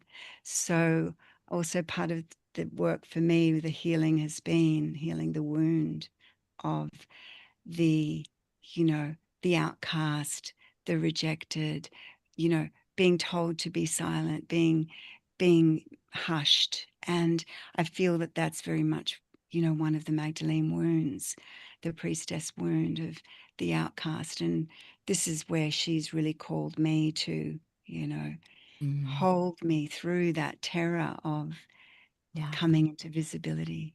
So Oh, part sister, of this I journey. know. Thank you, Oh, Astara. Thank you. oh my This. gosh. Thank you for facing that initiation for all of us, for the collective, through writing this chapter and being visible and taking a stand for the divine feminine in Australia and being that one who will shine your light no matter what gets projected onto you. Thank you, love. Thank you, sweet. So appreciating that you've got these wonderful people from all over the world, South Africa, Australia, Europe, and each one of you, it's like I'm like, I want to hear more. I want to hear more, because each of your stories are so beautiful and so heartfelt. And again, for everybody watching on Facebook or YouTube, buy the book, and it's really easy. Just go to Amazon. And if you put in Magdalene Unveiled, you just have to write Magdalene Unveiled in the Amazon search bar, and I ordered my copy a couple days ago, and it'll arrive in time for Saturday night show. So, Oh, thank you, Scott. Absolutely. But Yeah. everybody, I mean, hopefully people are just really understanding what an incredibly important book this is. It's going to really be a beautiful, beautiful gift to give to people. Buy it for yourself, buy it for your friends. I get 50 copies and give it to everybody for Christmas. Yeah. It's a transmission. It's a transmission. It's like a living altar. And it just keeps she keeps sharing her medicine through these words. It's like a mystery school of wisdom. And it's not just for women, it's for everybody. Yeah. And Yeah. Thank you. Absolutely. Absolutely. Just like Yeshua was not just for men, right? Yeah. And Right. wisdom is Right. wisdom, and we all need wisdom. Yes. And the sacred union is part of this path. And the union of the masculine and the feminine is a big part of where this leads. And it has certainly for me and for many people on the path. Yeah. So it's bringing us home together, brothers and sisters, bridging the factions. We're more and more becoming aware that we live in a multidimensional reality, that there's parallel Earths. Yeah. And for 30 years, my fantasy of the parallel Earth is that when people went to a church, instead of seeing a guy hanging on a cross crucified, you saw Yeshua and Mary Magdalene and Yab Yum. Imagine if that was what we as little kids saw instead of a guy hanging on the cross. Yeah. Yeah, it's there. It's deep. It goes so deep. There are so many layers into the heart of these mysteries, and this book really gives you a way in, a portal in, to begin to feel it inside of yourself, and then begin to explore and go deeper with what this means. And for me, just to be able to hold this project and these authors has been a huge, huge healing journey around early religious trauma that I had at age 15 that has really become healed, and I've let go of a lot of anger and opened, my heart has just opened so wide. So it's just such a journey. You know, for especially men, but anybody who's watching right now, if you were disillusioned with your original, that's my roommate, Lucky, coming in behind me. If you were, it's the ghost of Mary Magdalene.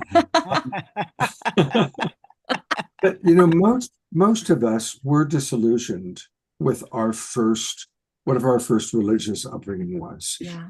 And the sad part is people who then throw out all spirituality because of that disillusionment. And so to find a pathway, as all of you and all of these wonderful women have found the pathway through Mary Magdalene shining the light. Yeah. And I just invite people, if you were disillusioned with your original religion, good for you. You probably were smart. But that doesn't mean to toss the baby out of the bathwater. Yes. Cultivating a spiritual practice that works for you is about the most important thing we can do in life. Yeah. Yeah. Yeah. And learning to discern what's your truth. I feel like I've had these feeding tubes stuck into me for 15 years of everybody else's truth, and I've had to really cut that and step into my own spiritual sovereignty in order to hear what's real. And Magdalene has been a real watchtower and a beacon for that, as she has for many of us, I think. Yeah. And we still have a few authors left to Yes, yeah. yes. We have 2 more authors to hear from, so I'd love to hear from Molly. All right. Here's Molly Kinzer Douglas. Hey, love. Hello. Hi. Thank you, Astara. Oh, thank you, everyone, for having me here and hosting. Yeah. Yeah. So, wow. Yeah, I'm just so in awe of everyone here and the stories and the synchronicities that come up with this. And like so many, my chapter was the initiations. It continues to be the initiations and connecting into those stories that hit the wounds. And mine resonated from childhood sexual trauma and losses. And it was through connecting with Mary Magdalene at a retreat to really heal this worthiness wound. And I think that's the biggest one that continues to come up through this. And, as a therapist, the last 13 years in trauma, this worthiness wound is what continues to come up over and over and over again. And the separation between the masculine and the feminine within, right? And this is beyond gender. And that separation, and then that really came up again. That worthiness wound was tugging on me yesterday, a little bit with the feast day, right? Mary Magdalene feast day. And like just being here and this part of this collaboration and having a seat at the table, like feeling worthy to have a seat at the table, right? This table of love. And somebody brought up in the chat too, this picture of like the Last Supper. And that's the image that's been coming up too with, Mary Magdalene there and recognizing like how she must have felt, right? Being recognized and seen in all of her glory and her spiritual gifts and her, the apostle of apostles, and just recognized and seen for that. And then feeling the wounded masculine of almost like this part of them that may have felt forgotten or not enough or left off, left out, or the envy, the jealousy, the resentment, the anger. And like that separation has trickled down, even the symbology of this has trickled down for thousands of years. And feeling that within my own inner masculine and feminine yesterday, and recognize where there's room for everybody at this table, right? Like we are all here to feast on this meal, and no more scraps, right? No more half loves. And it's about coming back to this love without conditions, love without dependencies that, I didn't inherit. And that sacred union of bringing that back together has really been the unraveling of this story and coming back to this full, fulfilling love that is Mary Magdalene to me. Oh my gosh, thank you. So beautiful. It is a homecoming, right? To connection, to love, to letting love flow. Thank you so much, Molly, for embodying that and for writing such a beautiful chapter. Powerful initiations. Yeah. Thank you, sister. Yeah. Sade. There she is. Hello. Hello, hello. Yeah, well, I'm just feeling on the tails of that beautiful share, this awareness of this epidemic of unworthiness. And I'm feeling into how it affects women, absolutely, and how it also affects men, that loss of the mother, the loss of the feminine. And my chapter really goes into this question, like what happens when the feminine goes into exile and the masculine is distorted and kind of hijacked to the forces of power and greed. And it, as I'm hearing everyone's stories, I'm feeling like, wow, it's really asking this question, like, who is the creator? Growing up in the Christian church as well, the images that I had for the highest of the high, right, the holy of the holies was male. And so just feel into what that does to our sense of worthiness as those who identify with the feminine part of us that feels as if creator is something outside of us. We will never obtain that. We will never be that.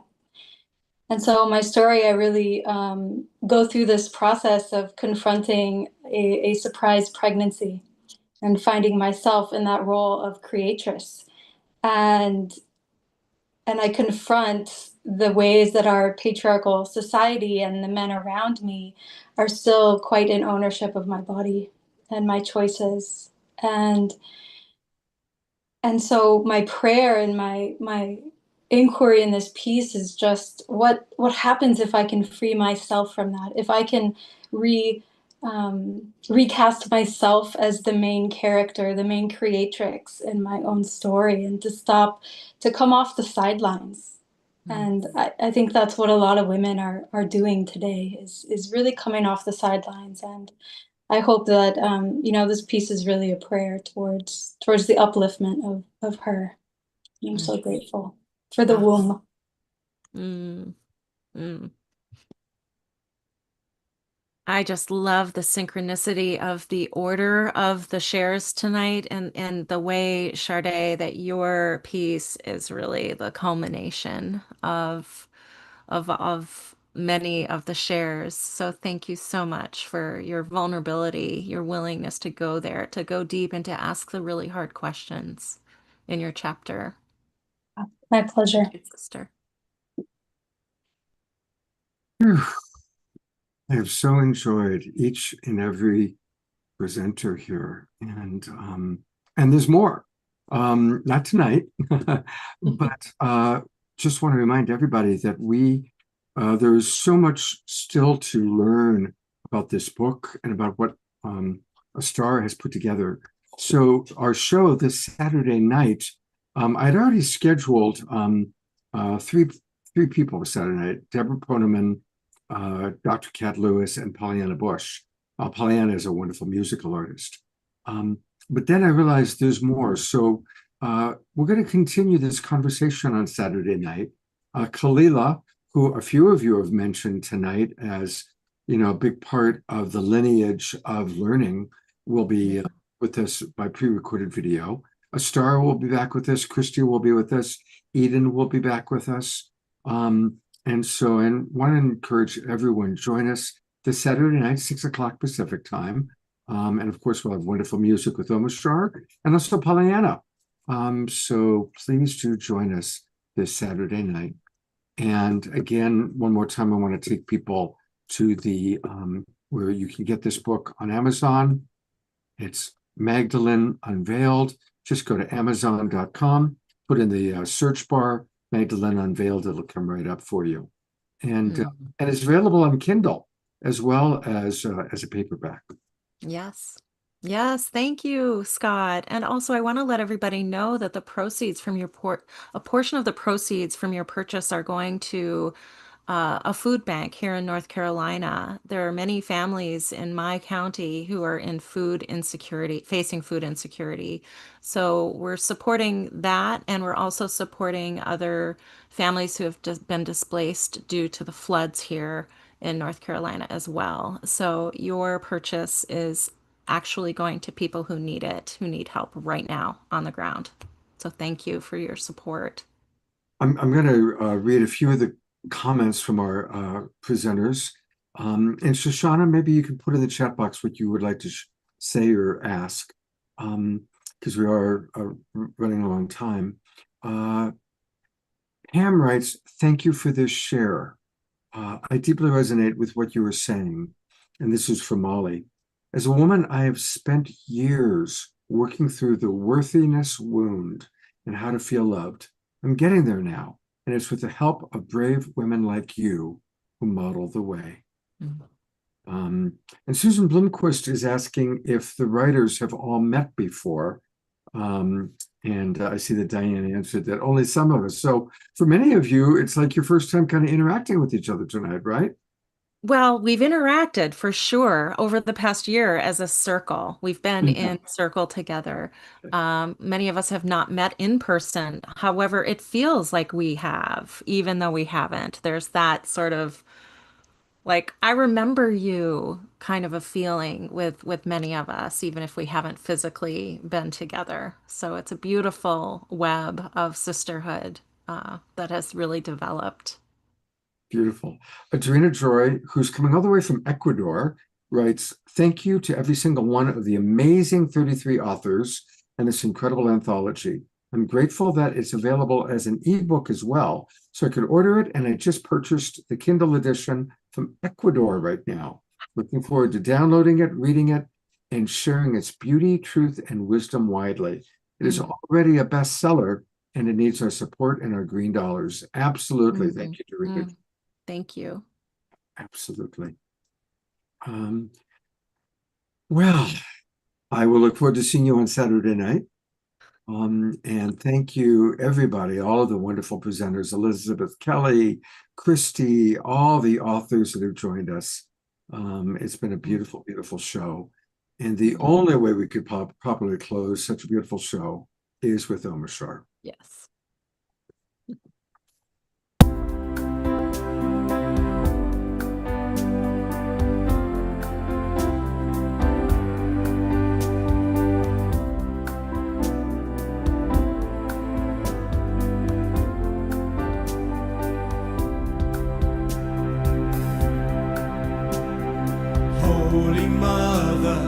Holy Mother, my heart longs to be free.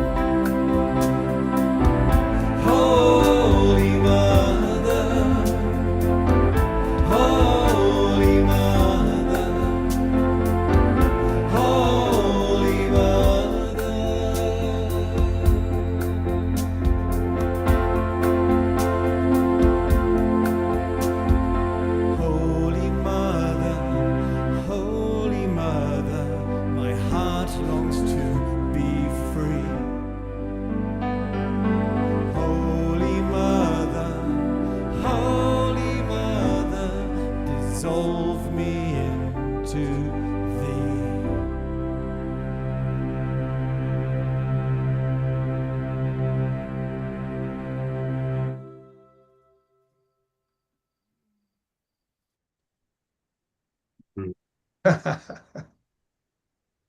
Sort of perfect.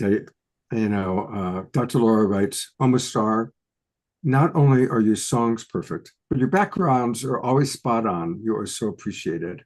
And just so you know, that was also a Kathy Zavada hit.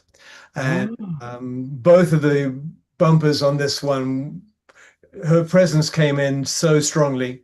And I know she's now living in Ashland as a Unity minister. She has her own Unity church up there. However, I've known her for many moons, and all she has loved is the mother. She used to be Amma in India's personal musician as well back in the day. So Beautiful. Yeah. And I like what Dia Therese wrote. She wrote, Omashar, not only, oh no, that was before. She wrote, Omashar, you fit in perfectly with your feminine, lovely, holy mother backdrop. And that is true. See, I'm not even in the way of the goddesses. Look. That's right. That's right. You're not even blocking any of the goddesses. You're amazing. Thank you so much. Thank you. Yeah, I want to acknowledge that Drina George just put into the chat box a song by my good friend Maria Stark, who now is a neighbor. She lives also in Grass Valley. And Maria is wonderful. So that is a wonderful song to download. All right. It's been a beautiful, wonderful show. Thank you, everybody, for being with us. Thank you again, Astara, for being a wonderful co-host. I'm going to bring you up one more time. Thank you again, Christy Michaels. All things begin with Christy when it comes to Mary Magdalene. And of course, my beloved co-pilot, Omashar, thank you. I'm going to go to gallery view one last time. Thank you, Global Peace Tribers, whether you've got your camera on or off. Desiree, thank you for what you do, even when you're in the middle of your dinner. And much love to each and every one of you. I'll see you on Saturday night. Have a great week.